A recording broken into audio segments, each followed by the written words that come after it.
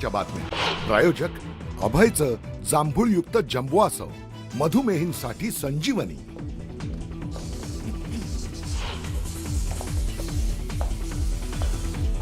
संसद भवन परिसरात विरोधकांकडून घोषणाबाजी तर लोकसभा काही वेळासाठी तहकूब।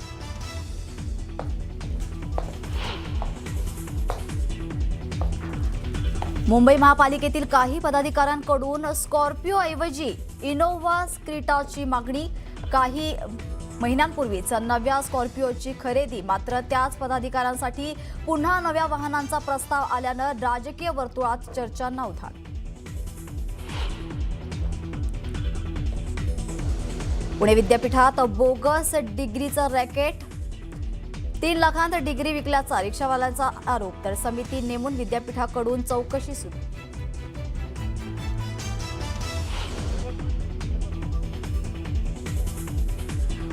बोगस सोयाबीन बियाण्यांबाबत 17,337 तक्रारी प्राप्त, आतापर्यंत 85 FIR दाखल।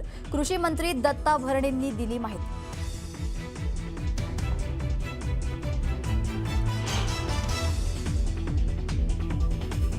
उजनी आणि वीर धरणातून भीमा नदीत 65,000 क्युसेक पाण्याचा विसर्ग। पंढरपुरातील चंद्रभागेच्या पाणी पातळीत वाढ, नदीपात्रातील अनेक मंदिरे पाण्याखाली।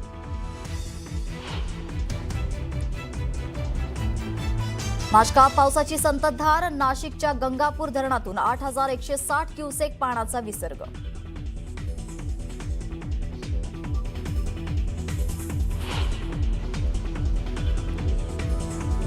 कोयना धरणातून 10 ते 15,000 क्युसेकना पाण्याचा विसर्ग। कृष्णा आणि कोयना नदीकाठच्या ग्रामस्थांना सतर्कतेचा इशारा, नागरिकांनी काळजी घेण्याचं आवाहन।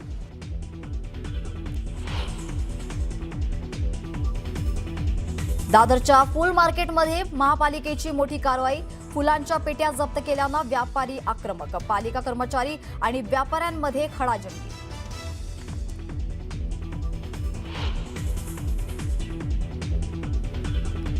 आणि देशासह राज्यात गुरुपौर्णिमेचा उत्साह, शिर्डी, अक्कलकोट, शेगावात भाविकांची मांदियाळी।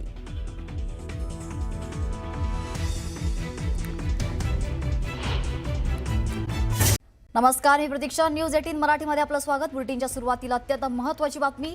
मुंबई महापालिकेने 6 महिन्यापूर्वीच नव्याने निवडून आलेल्या महापौर, उपमहापौर आणि विविध समिती अध्यक्षांसाठी तब्बल 2,16 लाख खर्च करून 13 नवीन कार्स खरेदी केल्या होत्या। महापौरांसाठी 30 लाखांची इनोव्हा, तर उपमहापौर आणि समिती अध्यक्षांसाठी प्रत्येकी 18 लाखांच्या स्कॉर्पिओ कार्स या खरेदी केल्या होत्या। मात्र आता सभागृह नेते, उपमहापौर, समिती अध्यक्ष आणि विरोधी पक्षनेत्यांना या स्कॉर्पिओ कार नकोशा झाल्यात।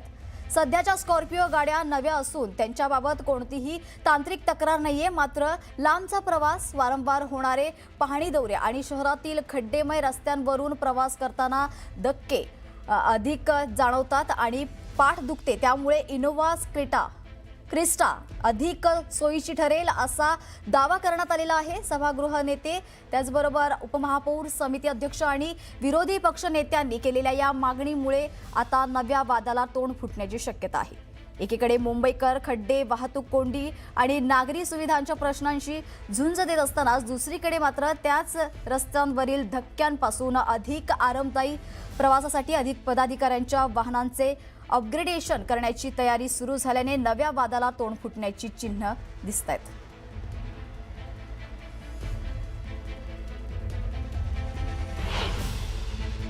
जे वैधानिक समित्याचे अध्यक्ष आहेत, उपमहापौर आहेत, यांनी सर्वांनी मिळून आम्ही मागणी केली होती की आता जी वाहनं आम्हाला दिलेली आहेत या गाड्या बदलण्यात याव्या, याविषयी तक्रार होती आणि त्या पद्धतीने प्रशासनाकडे आम्ही गटनेत्यांच्या बैठकीत आम्ही मागणी केली होती।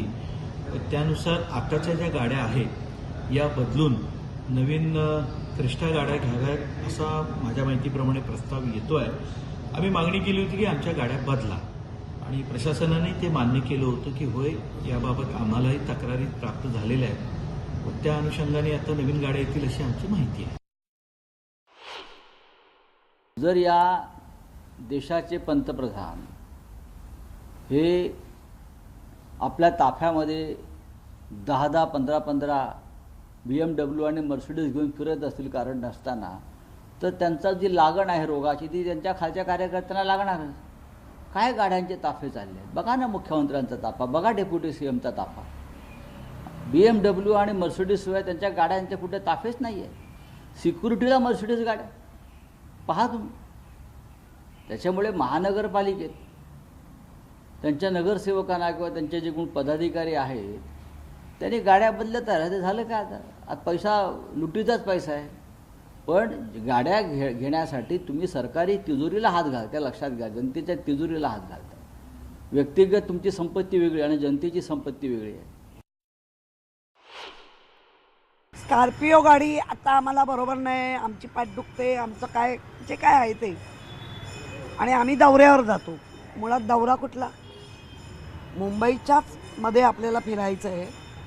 एखाद्या वेळेला मुंबईच्या बाहेर न्यायची असेल एखाद्या वेळेला तर आयुक्तांची परवानगी लागते. या गाड्यांची आत्ता 5 महिने झाले आहेत, 5 वर्षासाठी गाड्या घेतल्या आहेत. आणि तुम्ही आत्ता ह्या तक्रारी करून जर आयुक्तांनी असं काय केलं तर आम्ही जे 4 वर्षासाठी तुमच्याकडे मागतोय श्वेतपत्रिका ती आम्हाला द्याच. स्कॉर्पिओ घेऊन आता 4 महिनेही झालेले नाही आहेत.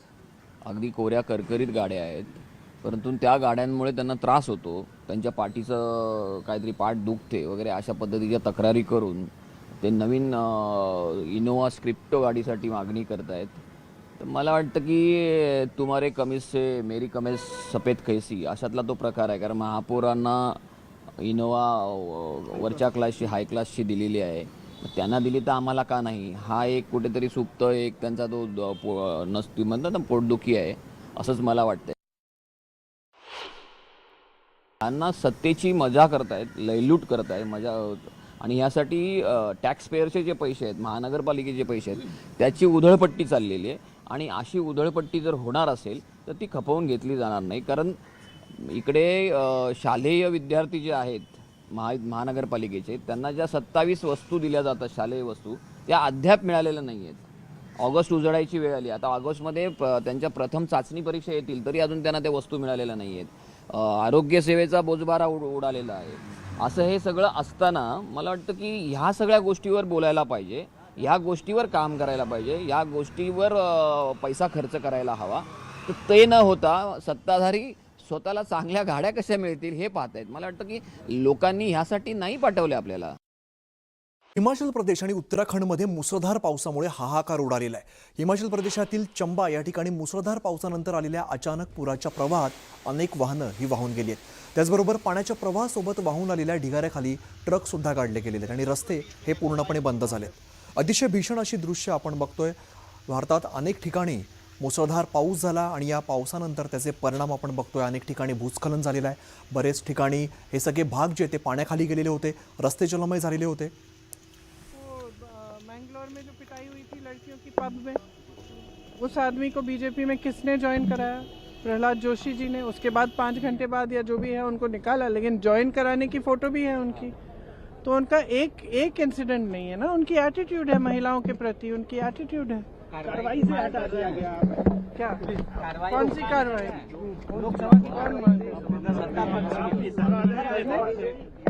मैंने तो सच ही बोला है. मैम, लेकिन जो एक्सपंज किया गया, क्या उस इशू पे आप स्पीकर से मिलेंगे? क्योंकि आपने ऑथेंटिकेट किया, मीडिया रिपोर्ट्स आपने दिए, फिर भी एक्सपंज कर दिया गया. क्या इस इशू को आप रेज करेंगे स्पीकर? हाँ, रेज करूंगी. प्रियंका गांधी माध्यमांशी बोलत होत्या, आपण बघितलं.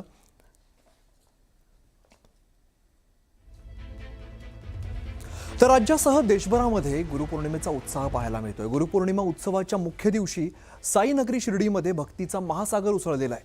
देशविदेशातून आलेल्या लाखो साई भक्तांनी साई समाधी दर्शनासाठी मोठी गर्दी केली आहे.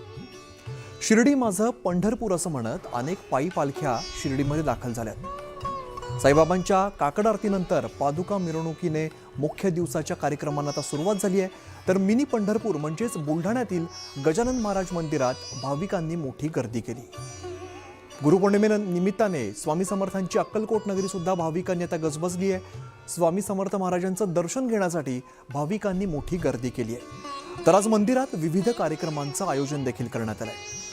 तर इकडे कोल्हापूरमधील श्री क्षेत्र नरसोबाची वाडी या ठिकाणी सुद्धा पहाटेपासूनच हजारो भाविकांनी श्री दत्तगुरूंच्या दर्शनासाठी मोठी गर्दी केली.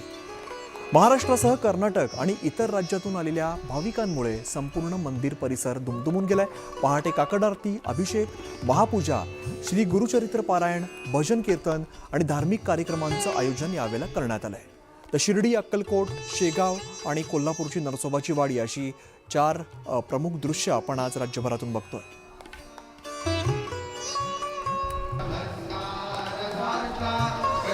तर गुरुपौर्णिमेच्या उत्सवाच्या मुख्य दिवशी साईनगरी शिर्डीत भक्तीचा महासागर उसळलेला आहे. देशविदेशातून आलेल्या लाखो साई भक्तांनी साई समाधी दर्शनासाठी मोठी गर्दी केली. शिर्डी माझं पंढरपूर असं म्हणत अनेक पायी पालख्या शिर्डीमध्ये दाखल झालेल्या आहेत. साईबाबांच्या काकड आरतीनंतर पादुका मिरवणुकीने मुख्य दिवसाच्या कार्यक्रमांना सुरुवात झाली. प्रत्येक भाविकाला साई दर्शन मिळावं यासाठी साई मंदिर आज रात्रभर खुलं ठेवलं जाणार आहे. संस्थांकडून दर्शन, निवास आणि सुरक्षेची विशेष व्यवस्था करण्यात आली आहे.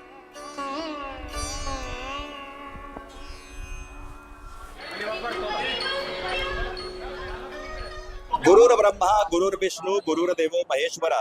गुरुला खरं तर सगळ्या देवांपेक्षा श्रेष्ठ मानलं जातं आणि गुरूंचं पूजन करण्याचा आजचा दिवस आहे. आज गुरुपौर्णिमा आहे. साईबाबांना गुरु मानणारे हजारो लाखो साईभक्त आज शिर्डीमध्ये दाखल झालेले आहेत. मी आता मंदिर परिसरातील गुरुस्थान या ठिकाणी आहे. हे जे ठिकाण आहे, या साईबाबा ज्यावेळी शिर्डीमध्ये आले त्यावेळी ते सांगायचे की हे माझ्या गुरूंचं ठिकाण आहे, त्यामुळं अनन्यसाधारण महत्त्व या ठिकाणाला देखील आहे. साईबाबा रोज या ठिकाणी दर्शन घ्यायचे आणि याच मंदिराच्या पाठीमागे साईबाबांचं समाधी मंदिर आहे. ज्या ठिकाणी साईबाबांची समाधी आहे. जवळपास 60 वर्ष साईबाबांचं वास्तव्य शिर्डीमध्ये राहिलेलं आहे आणि साई भक्त जे आहेत ते या ठिकाणी यायचे, साईबाबांच्या चरणी नतमस्तक व्हायचे. आजही गुरुपौर्णिमा मोठ्या उत्साहाने साजरी केली जाते. खरं तर 3 दिवस हा उत्सव साजरा केला जातो. मोठी गर्दी शिर्डीमध्ये असते आणि कालपासून या उत्सवाला सुरुवात झालेली आहे. आज उत्सवाचा मुख्य दिवस आहे. साई मंदिर जे आहे ते आकर्षक फुलांनी आणि विद्युत रोषणाईने सजवण्यात आलेलं आहे. हे गुरुस्थान मंदिर असेल, द्वारका माई असेल, चावडी असेल, सगळ्या ठिकाणी आकर्षक फुलांची सजावट केलेली बघायला मिळते. देश विदेशातून साई भक्त जे आहेत ते आज साईबाबांच्या चरणी नतमस्तक होताना दिसत आहेत आणि सकाळपासूनच भाविकांच्या रांगा शिर्डीमध्ये लागल्याचं चित्र बघायला मिळतंय. साईबाबा संस्थांच्या वतीने भाविकांची जी दर्शन आहे, निवास आहे, याची काळजी घेतली जाते. सुरक्षेची विशेष काळजी शिर्डीमध्ये घेतली जाते आणि शिर्डीमध्ये एकंदरीत गुरुपौर्णिमा उत्सवाचा मोठा आनंद, उत्साह बघायला मिळतो. हरीश दिमोटे, न्यूज 18 मराठी, शिर्डी, अहिल्यानगर.